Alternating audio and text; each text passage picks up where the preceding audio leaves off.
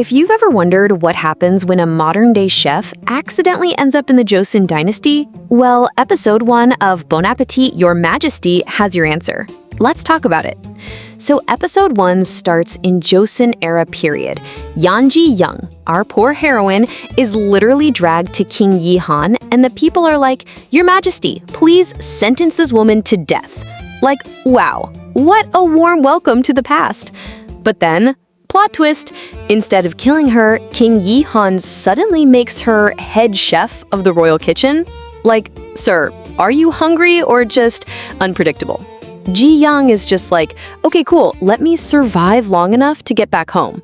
Relatable. Flashback time, we're back in 2025 at a fancy French cooking competition. Ji-young is out here showing Gordon Ramsay levels of stress because her stove stops working in the last 5 minutes. And what does she do? She literally makes a stove out of rice straw. This woman could survive on a deserted island. The challenge? Cook a royal dish. Ji-young serves venison steak from King Yi Heon's era. Yes, that King Yi Heon. Foreshadowing is foreshadowing. She wins, obviously, and the prize is becoming the head chef at a Michelin 3-star restaurant. Living the dream.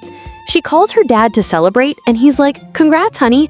Oh, and can you deliver this ancient Joseon recipe book for my professor friend?" And you already know this book is shady because coffee gets spilled on it, Ji-young runs to the bathroom to fix it, opens it up, and boom, it's glowing during a solar eclipse. And before she knows it, she's been isekai'd into Joseon. 1 second you're on a plane, the next second you're hanging in a forest trap. Meanwhile, King Yi Heon is off hunting, ignoring warnings about rebels. Typical reckless drama king. He shoots at a fox, but his arrows cut Ji-young down instead. Their first meeting? 와라, 귀녀. Romantic. Him thinking she's a ghost and almost slicing her up. But wait, it gets messier. A rebel actually shoots him, and both of them tumble off a cliff into the river. Episode 1 said, meet cute? Nah, meet chaotic. Ji-young wakes up on the shore next to the bleeding king, ties up his wound because she's a decent human being, and the man thanks her by attacking her again. Sir, please. She knocks him out, queen behavior, and drags him around tied up like a rebellious puppy. Cut to palace life. We meet Kang Mok-ju, one of the king's consorts who clearly screams future problem. Flashback reveals her backstory with prison, murder, and politics. Yeah, keep an eye on her. Back to our duo. Ji-young and Yi Heon keep bickering as they wander through the forest until they find some abandoned huts. Ji-young casually brings up the tyrant king Yeon Ji-young without realizing she's shading Yi Heon to his face. The audacity, and we love her for it. Then Ji-young meets a girl hiding in the house. What does Ji-young do? She offers to cook dinner. Of course, this woman will literally turn any life-threatening situation into a cooking show. She makes bibimbap with random ingredients, plus the butter and gochujang that she just so happened to have in her coat pocket.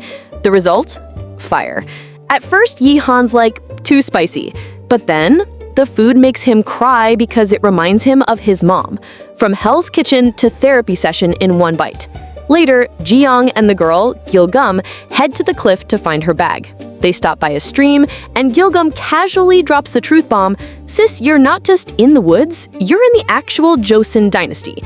Meanwhile, Yi Heon's men find him, and he sends them out to look for the traitors who humiliated him. Overall, episode 1 really set the stage nicely.